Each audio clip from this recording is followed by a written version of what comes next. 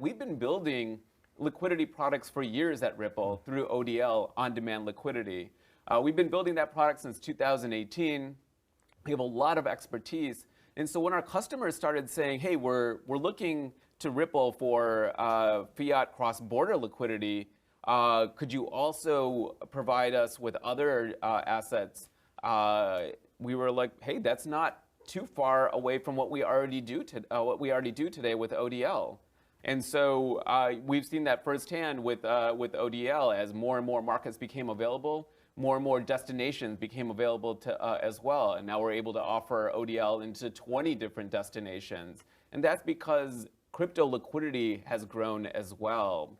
And as new assets make their way to blockchain, we're going to see more and more needs for liquidity, and Liquidity Hub is going to be there bringing those assets to enterprise customers in the future.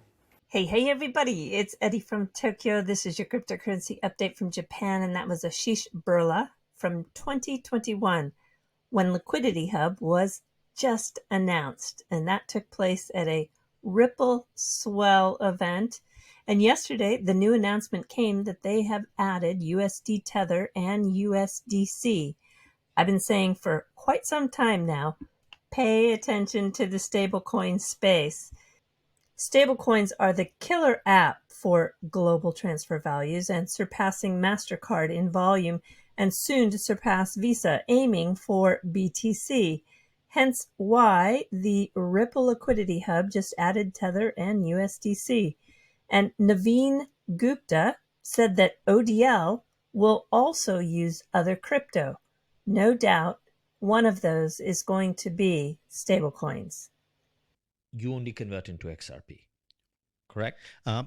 We don't convert, so we essentially use an exchange. So for example, Bitstamp is an exchange that we would use in the UK. For example, CoinsPH is an exchange that we will use in Philippines. So these are exchanges with open order book. So we use those open order books to do the conversion. But you only do it into XRP. That's currently we only do it in XRP, but the technology itself is neutral. So as more cryptocurrencies evolve and they have enough liquidity pairs, then we will use many other things as well. You're able to use, absolutely. And you'll be happy to. Okay. Yeah.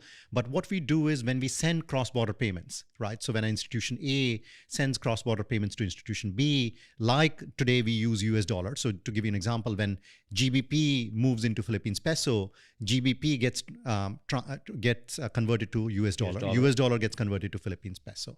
Exactly in this case, GBP gets converted to XRP. XRP into Philippines peso, but XRP is taken from the public chain, right?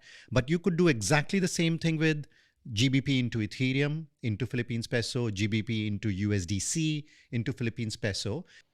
In checking out the recent Ripple job postings, you can find there is one for a senior director engineering for liquidity.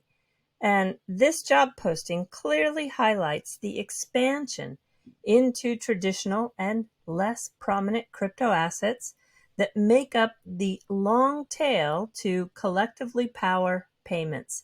This is with the liquidity and trading platforms that they're building out. There's a serious expansion underway. And one last peek at what's going on with stablecoins. The Monetary Authority of Singapore finalized stablecoin regulation framework. This is the use of stablecoins as a credible digital medium of exchange as a bridge between fiat and digital asset ecosystems. They will first start with 10 stablecoins that represent the G10 fiat currencies. I put a post out there on X yesterday, and the Crypto Basic has picked it up. I was talking about how the XRP ecosystem needs 100,000 active projects to even get close to Ethereum. For example, on the Ethereum scaling platform Polygon, it alone surpassed 53,000 decentralized apps in late 2022. So it is, again, all about builders. My focus on the builders, which really began in January 2022, has never been stronger. I will have the Ripple Swell speaker, Proper Home, along with the Apex speaker, XRPL Dev, and also the group that participated in the XRPL zone in Austin, Texas just a couple of days ago. That would be XP Markets. They're all booked for this month coming to the channel. I have no apologies when I say that I don't depend on Ripple to build the value of the XRP ecosystem or the digital asset XRP. It really comes down to the builders. Some very interesting news coming out of Japan. The ICO is back. Can you believe it? This is what happens when a country is serious about being competitive. The Japanese government plans to permit startups to raise public funds through the issuance of crypto assets. Unbelievable. It's fantastic. If you're thinking about coming to the Wave of Innovation, that is the event that's going to take place on the Gold Coast in Australia in March.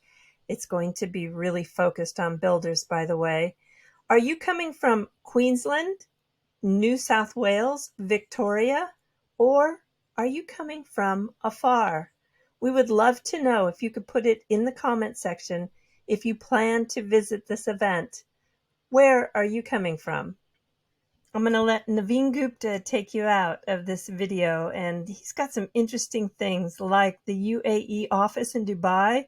They are tripling their size and they're calling it the home to the payments division of Ripple.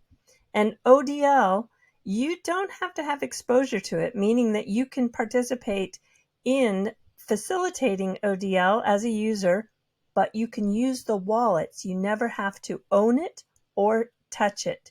And lastly, there's only 1% of market share grabbed by anyone in the payment sector so far. So it means we're very, very early.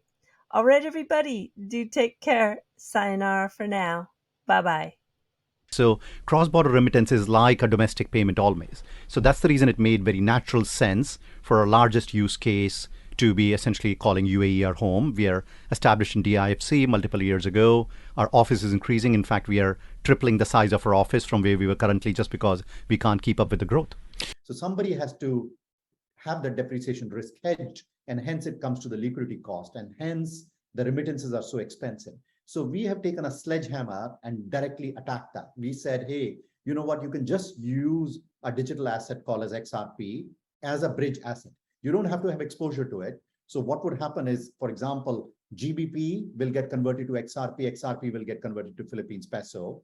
And because these are 24/7 markets, GBP to XRP trade is happening 24/7, 365 days a year. So is XRP to Philippines peso trade happening 24/7, 365 days a year at regulated exchanges. You can essentially move value through it. But payments is a fragmented business. So I don't think globally anybody in the world has got more than 1% by transaction volume in terms of market share, right? I mean, and this is, I'm talking about very, very big players, right? So it will take some time for the consolidation to happen. And when I say consolidation, is positively, right? For people to join the network, to be on the node. So the only network of significant scale, for example, at least in cross-border, is SWIFT. But we all know SWIFT is outdated technology. For the newer technologies to take off, it will take some time for that ecosystem to become bigger.